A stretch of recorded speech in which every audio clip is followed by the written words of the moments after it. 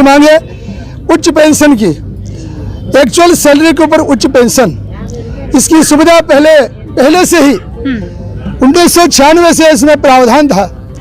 बाद में जो है इसको धीरे धीरे लोग मांग करते चले गए कि हमें हमारे उच्च पेंशन और वास्तविक वेतन पे मिले, लेकिन सरकार ने जो है ईपीएफओ ने कही है, सरकार ने कही है एक ही चीज़ है, उन्होंने इनकी मांगों को स्वीकार नहीं किया। कोर्ट में जो लोग चले जाते रहे, बार बार जाते रहे, जो लोग जीतते रहे उनको जो है उच्च पेंशन की सुविधा व्यक्तिगत रूप से प्रदान होती रही।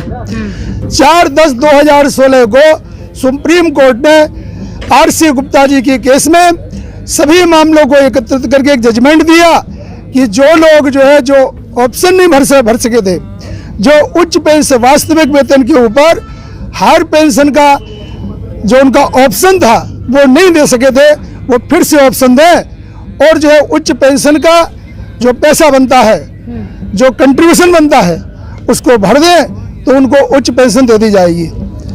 लोगों के अंदर बहुत ही उत्साह आया और सेंट्रल प्रोविडेंट फंड कमिश्नर की ओर से, ईपीएफओ की ओर से सर्कुलर निकला। सर्कुलर 23/3/2017 को निकला कि जो लोग ऑप्शन नहीं भर सके थे वो फिर से ऑप्शन दें, फिर से अपने विकल्प पत्र दें, ज्वाइंट ऑप्शन दें और उनको जो है वास्तविक वेतन के ऊपर हायर पेंशन दे दी जाएगी। लेकिन एक ईपीएफओ के छोटे से अधिकारी ने बड़े अधिकारी का निकाला हुआ सर्कुलर, उसको जो है जिसको हम कहते हैं उसको बाईपास करते हुए, उसको सुपरसीड करते हुए 31/5/2017 को एक इंटीरियम एडवाइजरी इशू कर दी। इंटीरियम एडवाइजरी में कहा गया था इसका डिसीजन अगले सीबीडी मीटिंग में होगा, लेकिन उसके बाद में ऐसी कोई सीबीडी मीटिंग नहीं हुई कि जिससे 31/5 की इंटीरियम एडवाइजरी रद्द की जाए। लोगों ने इंतजार किया, इंतजार करने के बाद में फिर हमारे भाई जो कोर्ट में फिर जाना शुरू कर दिया। उसी समय हम लोगों ने मना किया था कि आप कोर्ट में मत जाइए, हम जो है न्यायाधीश के पास में हम नहीं जाएंगे। लेकिन हमारे कुछ भाई कोर्ट में चले गए। जैसे कोर्ट में गए तो ईपीएफओ और जो है जिसको हम कहते हैं लेबर मिनिस्ट्री, ये भी कोर्ट में चले गए और इन्होंने जो है बाद में फिर 4/11/2022 को फिर जो है सुप्रीम कोर्ट ने फिर एक डिसीजन दिया, जिस डिसीजन में जो हमारे 1/9/2014 के पहले के जो भाई है, जो रिटायर्ड हुए हैं भाई है, और 1/9/2014 के बाद के, इनमें उन्होंने डिस्क्रिमिनेशन कर दिया। इन्होंने उनमें 2 अलग अलग कैटेगरी बना दी। उससे फिर क्या हो गया कि ईपीएफओ को एक और आधार मिला। एक कैटेगरी वो है 1/9/2014 के पहले के रिटायर्ड हुए कर्मचारी, एक कैटेगरी वो है कि 1/9/2014 के बाद के रिटायर्ड कर्मचारी। वास्तविक देखा जाए तो ट्रस्ट का नियम ही कहता है कि ट्रस्टी ने किसी भी हालत में सबको समान न्याय देना चाहिए, उनके बीच में दो कैटेगरी नहीं करनी चाहिए। लेकिन जो है ईपीएफओ ने 2 कैटेगरी बना दी और बाद में फिर जो है अभी जो है ईपीएफओ 4/11/2022 का जो सुप्रीम कोर्ट का जजमेंट है, जिसका 4/10/2016 के आधार पर उसका जजमेंट है, उसको अब ईपीएफओ मनमानी कर रहा है।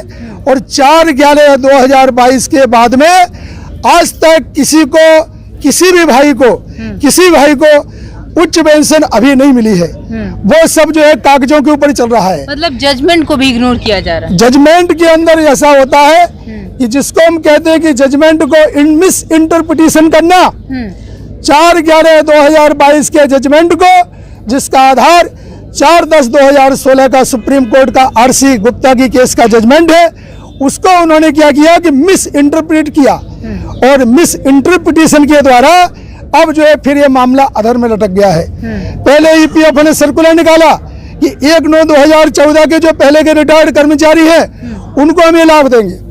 बाद में फिर निकाला कि नहीं, इनको हम नहीं देंगे। 1/9/2014 के जो बाद के रिटायर्ड कर उनको हम देंगे। और अब फिर से कहा जा रहा है कि 1/9/2014 के पहले के रिटायर्ड कर्मचारी है उनको हम नहीं देंगे, अगर उन्होंने कोई ऑप्शन दिया होगा तो ही हम देंगे। लेकिन वास्तविकता ये है कि ऑप्शन उस समय स्वीकारा ही नहीं गया।